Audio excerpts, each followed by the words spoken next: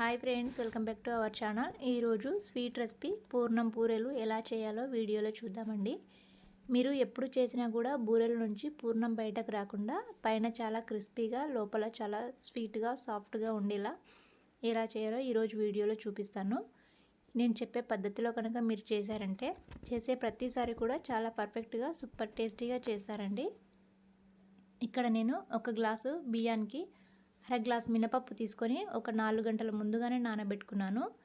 ఇలా ముందుగా నానబెట్టుకోవడం వలన పిండి చాలా సాఫ్ట్గా, బూరెలు చాలా టేస్టీగా ఉంటాయి.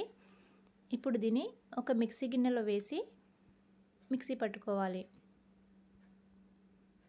ఇలా మిక్సీ గిన్నెలో వేసిన తర్వాత ఒక అర గ్లాస్ నీళ్లు వేసుకొని మిక్సీ పట్టాలండి. మెత్తగా పేస్ట్గా మిక్సీ పట్టుకోవాలి.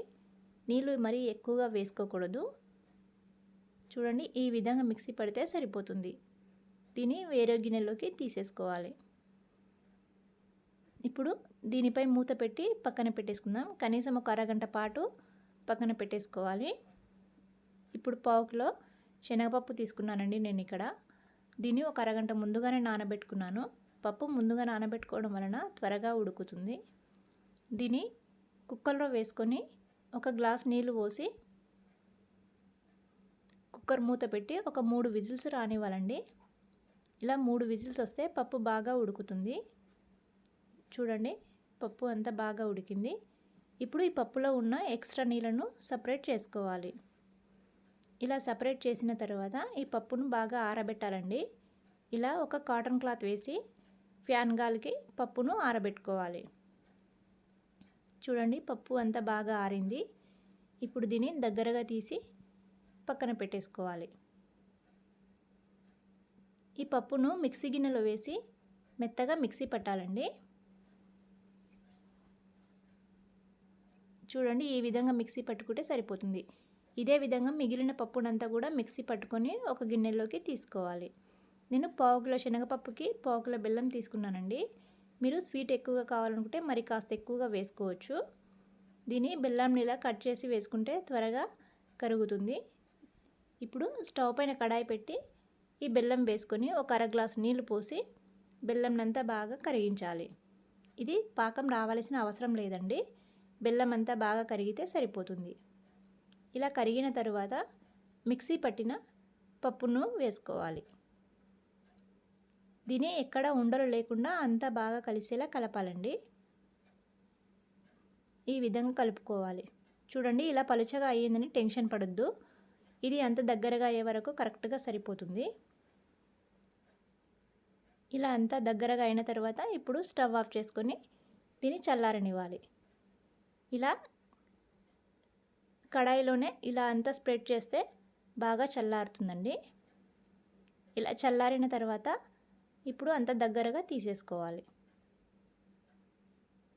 చూడండి, ఇలా చల్లారిన తర్వాత మీకు ఏ సైజులో కావాలనుకుంటే ఆ సైజులో ఇలా చిన్న చిన్న బాల్స్గా చేసి ఒక ప్లేట్లో పెట్టి పక్కన పెట్టేసుకోవాలి. చూడండి, పూర్ణంనంతా ఇదే విధంగా బాల్స్గా చేసి పక్కన పెట్టేసుకుంటే సరిపోతుంది. ఇలా అన్నిటిని చేసిన తర్వాత ఇప్పుడు పిండిని చూద్దామండి. ఈ పిండిలో కాస్త వంట సోడా, కొద్దిగా ఉప్పు, 1 టీ స్పూన్ చక్కెర వేసి కలుపుకోవాలి.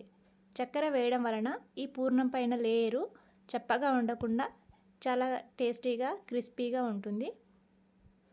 ఇది అంతా బాగా కలిసేలా కలుపుకోవాలండి. ఇందులో వాటర్ ఏమీ వేయకూడదు. ఇలా పిండి గట్టిగానే ఉండాలి. మనం దోశపిండిలా పలుచగా చేయకూడదండి. ఇప్పుడు మనం రెడీ చేసిన బాల్స్ని పిండిలో వేసి ఇలా మీరు స్పూన్తో కావాలంటే స్పూన్తో వేసుకోవచ్చు, లేదంటే చేత్తో కూడా వేసుకోవచ్చు. నేను మాత్రం చేతితోనే వేస్తున్నానండి. ఇలా ఆయిల్ బాగా వేడైన తర్వాత ఒక్కొక్క బాల్స్ని ఆయిల్లో వేసుకోవాలి. మరీ ఎక్కువగా వేయకూడదండి. ఒక 5 లేదా 6 వేసుకుంటే సరిపోతుంది. ఇలా వేసిన 1 నిమిషం తర్వాత గరిటె పెట్టి కలపాలి. వెంటనే గరిటె పెడితే పూర్ణము అంతా బయటకు వస్తుంది. ఇలా కాస్త కాలిన తర్వాత గరిటె పెట్టి కలుపుకోవాలి. ఈ విధంగా మంచి కలర్ వచ్చే వరకు కాల్చుకోవాలండి. ఇలా మంచి కలర్ వచ్చాక ఒక ప్లేట్లోకి తీసేసుకోవాలి. ఇదే విధంగా మిగిలిన పూర్ణంలంతా కూడా బూరెలుగా వేసి కాల్చుకోవాలి. అంతే అండి. మనము ఎప్పుడు పూర్ణం బూరెలు చేసినా కూడా పిండిని పలుచగా చేసుకోకూడదు. కాస్త గట్టిగానే ఉంటే బూరెలు చాలా చక్కగా క్రిస్పీగా ఉంటాయి. ఇలా అన్నిటిని చేసి ఒక ప్లేట్లో పెట్టి తీసేసుకోవాలి. అంతే అండి. ఎంతో టేస్టీగా సూపర్గా ఉండే పూర్ణం బూరెలు రెడీ అయ్యాయి. చూడండి, ఒకటి కట్ చేసి చూపిస్తున్నాను. పైన ఎంత క్రిస్పీగా ఉన్నాయో లోపల అంత స్వీట్గా సాఫ్ట్గా ఉంటాయి. మీరు కూడా ఈ విధంగా ఒక్కసారి ట్రై చేయండి. ఎప్పుడు చేసినా కూడా చాలా పర్ఫెక్ట్గా సూపర్ టేస్టీగా చేస్తారండి. తప్పకుండా మీకు నచ్చుతుంది.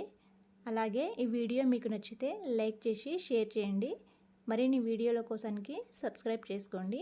వీడియో చూసినందుకు థ్యాంక్ యూ.